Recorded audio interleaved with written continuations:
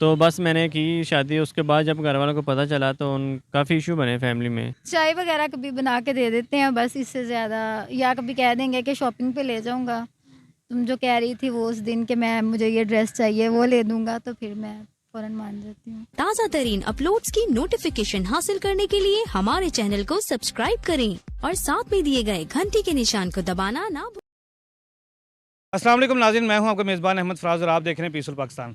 नाज़रीन, आज हम आपके लिए एक बहुत ही ज़बरदस्त लव स्टोरी लेके आए हैं। मेरे साथ जो भाई बैठे हैं इनकी एज है 22 साल और जो भाभी हमारे साथ बैठी हैं इनकी एज है 30 साल, यानी कि 30 साल। इनके 4 बच्चे हैं और तलाक याफ्ता हैं और ये भाई जो हैं ये कुंवारे हैं।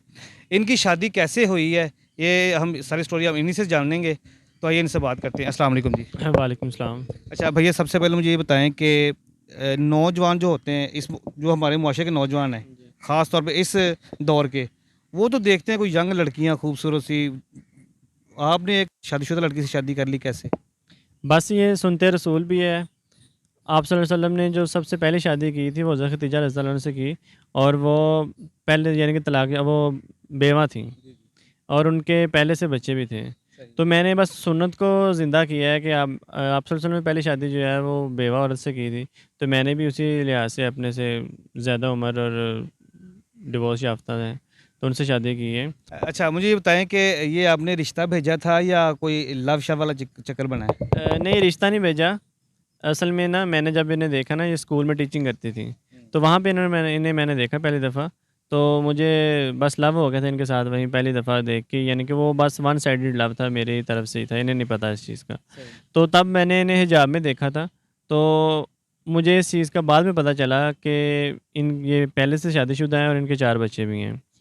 लेकिन फिर मैंने ये देखा कि ये अपने घर के लिए स्ट्रगल कर रही हैं, अपने यानी कि बच्चों के लिए। ये सुबह फर्स्ट टाइम में भी जॉब कर रही हैं, सेकंड टाइम में जॉब कर रही हैं। फिर इनका घर जो है वो भी रेंट का था। इनके वालिद साहब जो है ना वो भी हयात नहीं थे, उनकी डेथ हो गई है, 8 साल हो गए इस चीज़ को। तो बस उस चीज़ को मैंने मद्देनज़र रखा। मैं पीछे से जो है ना वो वेल सेटल्ड थी फैमिली मेरी, तो मैंने ये सोचा कि मैं चलो इनका सहारा बनता हूँ। तो मैं एक दुनिया के लिए जो है ना मिसाल कायम करता हूँ कि यानी कि इनके साथ शादी करके दुनिया के लिए एक मिसाल कायम करता हूँ। तो बस इसीलिए मैंने खुद ही प्रपोज़ किया था इनको फर्स्ट टाइम में। जब आपको किस तरह से पता चला कि इनके 4 बच्चे हैं? प्रपोज़ करने के बाद पता चला था या किसी पहले से पता चल गया था? नहीं, प्रपोज़ करने से पहले मुझे पता चल गया था। मुझे यानी कि स्कूल के थ्रू जो जहाँ पे ये कर रही थी टीचिंग, मेरा फ्रेंड ही था स्कूल वाला, तो उसी के थ्रू मुझे पता चला था इनकी जो स्टोरी है सब का। तो आपने फिर किस तरह से इज़हार मोहब्बत किया अपना? बस मैंने स्टार्टिंग में ये कहा था कि मैंने शादी करनी है आपके साथ। कैसे कहा था? कहाँ जा रहा? रास्ते में रोका था? इनको होटल बुलाया था? कॉफ़ी बुलाया था? कहाँ नहीं, बुलाया था? नहीं, रास्ते में नहीं रोका, बस समझ लेंगे डायरेक्ट बात नहीं की मैंने, इनडायरेक्ट ही बात की थी सर से, यानी कि नंबर लेके इनका स्कूल से ही। तो मैंने मैसेज पे ही बोला था इनको। तो इन्होंने ऐसे कहा ना मेरा नंबर कितों ले आ तू? तुमने मुझे कॉल किया, जो गाड़ी चलाने नहीं दी आगे से? नहीं, असल में ना वहाँ पे स्कूल में सेकंड टाइम अकेडमी थी, वो मैं खुद चला रहा था। अच्छा, अच्छा, तो अच्छा। इसलिए यानी कि वो पहले इंट्रोडक्शन था मेरा, तो इसलिए ज़्यादा मुझे बात नहीं आपने करनी हेलो पड़ी। हाय का मैसेज किया, आपने नाम बताया तो फिर समझ गए कि ये वो वाले सर हैं जो जी, पढ़ाते हैं यहाँ पे। जी। लेकिन इन्होंने जो है ना वो जब मैंने बोला तो इन्होंने ये समझा कि ये मज़ाक ही कर रहे हैं, सीरियस नहीं लिया इस बात को।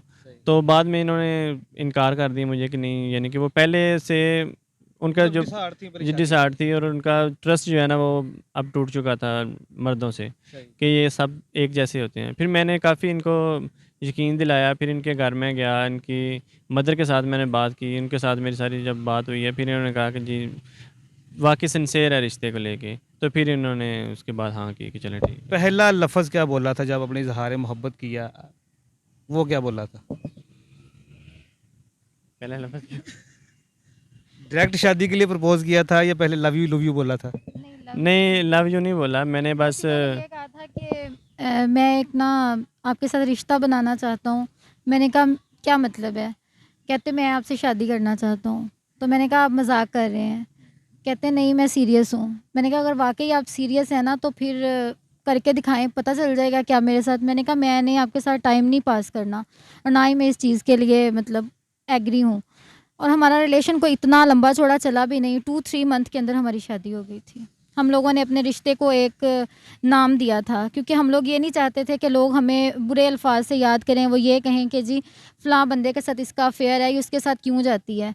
क्योंकि हमारे इस मज़हब में भी जो शादी है ना, वो एक ऐसा रिश्ता है जिसे हम लोगों के सामने एक्सप्लेन कर सकते हैं। लेकिन जब हम छुप छुप के मिलते हैं, वो रिश्ता ऐसा होता है जिसका कोई नाम नहीं होता, जिसे हम लोगों के सामने नहीं बता सकते कि मेरा इस बंदे से ये रिश्ता है। तो हम लोगों ने फिर शादी कर ली थी, यानी कि 3 मंथ के अंदर ही। ये कि चटपट मंगनी पट ब्याह वाला हिसाब किया जी, आपने। बस वही है। नाज़रीन बड़ी अच्छी बात की इन्होंने, क्योंकि देखें अगर आपका कोई रिलेशन है किसी के साथ, आप किसी से प्यार करते हैं या किसी के साथ अफेयर है, तो ये कोई हमारे मुआशरे के साथ कोई हमारा इस्लामी मुआशरा है, तो यहाँ पे इस रिश्ते की कोई वैल्यू नहीं है, कोई यहाँ पे कुछ तरह सिस्टम नहीं है। निकाह का जो रिश्ता है ये सबसे पाकीज़ा रिश्ता है, अगर आप निकाह को फ़रोग़ दें तो ये इससे अच्छी और बड़ी बात भी कोई हो भी नहीं सकती। अच्छा, ये तो आपका इज़हार मोहब्बत हो गया, फिर घर वाले मान गए इनके। इनके जी। अब आपकी तरफ से क्या मामला था? आपके घर वालों ने इतराज़ तो किया होगा कि यार तू तो चंगा भला जवान मुंडा है, वो कुड़ी शादीशुदा पहले। मैंने अपने घर वालों को बताया ही नहीं। जब चोरी शादी शादी की जी, मैंने घर वालों को बताया नहीं था। मैं यानी कि मुझे ये था कि मेरे घर वाले काफ़ी वेल सेटल्ड हैं, तो चलो ये है कि मैं इस तरीके से इनकी जो है ना सपोर्ट कर सकूँगा। सही। तो बस मैंने की शादी, उसके बाद जब घर वालों को पता चला तो काफ़ी इशू बने फैमिली में, और उन्होंने इस चीज़ को एक्सेप्ट नहीं किया। लेकिन वो तो वेल सेटल्ड थे काफ़ी, लेकिन हमने स्टार्टिंग से लेके अब तक अपना जो भी किया खुद ही किया है। फिर वो जब उनकी तरफ से सपोर्ट नहीं मिली, थोड़ा सा मैं कंफ्यूज हुआ, डिसहार्ड हुआ। लेकिन फिर मैंने सोचा कोई बात नहीं, अगर मैंने ये स्टेप उठाया ना, तो इसको निभाना भी है मैंने। क्योंकि आजकल आप देख रहे हैं कि लोग ये काम कर लेते हैं, स्टेप उठा लेते हैं, इसको शादी कर लेते हैं, लेकिन बाद में निभाना उनके लिए बहुत मुश्किल, जी सर्वाइव नहीं कर सकते। तो मैंने कहा कि मैंने लोगों के लिए एक एग्जांपल बनना है, एक मिसाल बनना है। मैं ये रिश्ता अगर मैंने किया ना, तो मैं इसे निभा के भी दिखाऊंगा। मैंने घर वालों को साफ ये कह दिया था कि आप चाहे लाख कोशिश कर लें, हमारा रिश्ता जो है ना, ये नहीं टूट सकता। ये हमारा रिश्ता तभी टूटना है जब हमने मरना है, मरने तक हमारा रिश्ता कोई नहीं तोड़ सकता। चलें जी, हमारी दुआ है कि आपका प्यार इसी तरह सलामत रहे और आपका रिश्ता भी इसी तरह कायम दायम रहे और आपस में प्यार मोहब्बत रहे। अच्छा, मुझे बताएं कि जब आपको इन्होंने फर्स्ट टाइम बोला था कि मैं आपसे शादी करना चाहता हूँ, उस वक्त आपके माइंड में क्या आया था? ये लफंडर सा लड़का है, फ्लर्ट ही मार रहा है। मैंने कभी गौर ही नहीं किया था इन पे, मतलब जब इन्होंने मुझे मैसेज किया था तब मुझे पता चला था कि मतलब ये भी हैं। लेकिन ये था कि मतलब मुझे ये फ़ील हुआ कि इन्होंने फ़ौरन से मतलब ये बात की है कि मतलब शादी की। क्योंकि अगर ये टाइम पास करना चाह रहे होते तो फिर ये कहते कि जी मैं अभी तुम्हारे साथ थोड़ा दोस्ती करूँगा, थोड़ा टाइम स्पेंड करूँगा ऐसे-वैसे, लेकिन ऐसी कोई बात नहीं हुई। इन्होंने कहा कि मैं अपने घर वालों को एग्री कर लूँगा और मेरे घर वाले इंशाल्लाह एग्री हो जाएँगे, क्योंकि मुझे पता है कि वो मुझे मेरी इस काम पे ना एप्रिशिएट करेंगे कि तुमने एक अच्छा काम किया है। क्योंकि अनमैरिड से शादी करना और वो तो हर बंदा ही कर लेता है, लेकिन किसी का सहारा बनना, वो भी आजकल के दौर में एक पॉजिटिव चीज़ को सामने लेके आना, तो वो कम ही लोग करते हैं। तो इन्होंने कहा कि इंशाल्लाह मैं उनको एग्री कर लूँगा। फिर इस वजह से फिर मैंने कहा ठीक है, आप मेरी अम्मी से बात कर लें, अगर वो एग्री होती हैं तो मुझे कोई एतराज़ नहीं है। लेकिन इन्होंने जब मुझे ट्रस्ट नहीं हो रहा था, फिर इन्होंने मुझे कहा कि हमारे रिश्ते में तीसरा अल्लाह है और मैं अल्लाह को हाज़िर नाज़िर जान के तुमसे वादा करता हूँ कि ये रिश्ता मैं अपनी ज़िंदगी में मतलब आखिरी सांस तक निभाऊँगा।